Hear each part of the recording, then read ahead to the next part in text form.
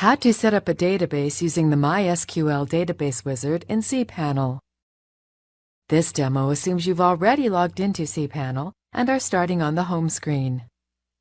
Now let's learn how to set up a database using the MySQL database wizard. Click the MySQL database wizard icon.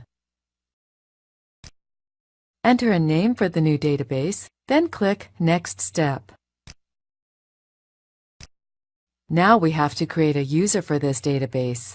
Enter a username and create a password, then click Create User.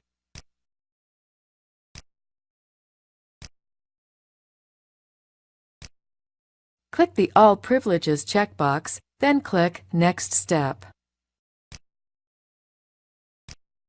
That's it! My MySQL database has been created, and the new user added to the database. The database name, username, and password will all be needed for scripts that need to connect to the database. Now click the MySQL databases icon on the main page. Here you can see the new database you just set up. This is the end of the tutorial. You now know how to set up databases using the MySQL database wizard.